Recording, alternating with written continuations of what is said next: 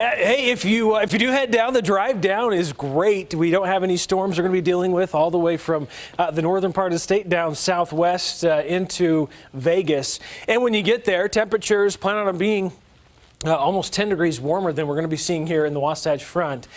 Beautiful conditions. Of course, it's in an indoor arena, so yeah, it might be a little cool, I guess, indoors. Got to crank up the AC when it's 90 outside. Let's kind of switch gears. Drought forecast or a drought monitor comes out. It's renewed, updated once a week. Yesterday it was updated and it shows really no change from the week prior. Of course, we didn't have much moisture, but at least it didn't get worse across the Beehive State as well. The water year, it did come to an end. We track it from October 1st through September 30th into the following year. So we just started a new one.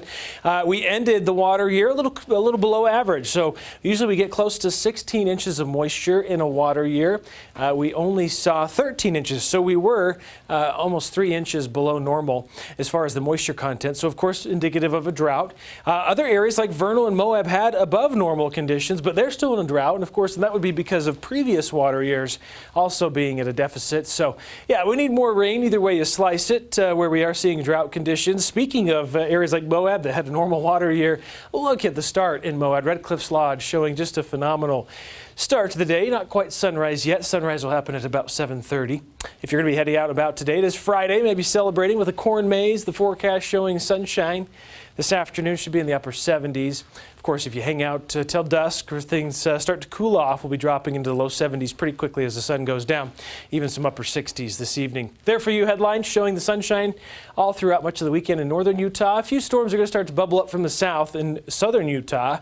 Limited moisture, though, this weekend. In fact, we're expecting very isolated storms over mainly the higher terrain, if any. So high pressure or high temperature trend with high pressure in place indicating 80s for highs. There's low 80s for highs across the Wasatch Front, about 78 on Monday.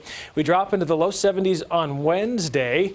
That'll be due to a passing storm system. It's really just going to clip us with the cooler air. There's not a lot of moisture associated with it. The storm's going to end up staying further to the north and east, not going to dig into Utah like we'd previously hoped. So looking ahead, high pressure in place starts to retrograde out to the west, back offshore. 1 week disturbance does come in on Sunday, helps drive up some of that southerly flow into southern Utah, generating a slight chance of a storm. And then this next trough that stays east of the divide does drop temperatures some, but not going to really impact us otherwise. So maybe a few isolated storms. Upper 70s for northern Utah, 87 for St. George. Temperatures, yeah, we're staying in the 80s all the way into next week. Low 80s, though, by midweek with that slight chance of showers by the first part of next week for St. George.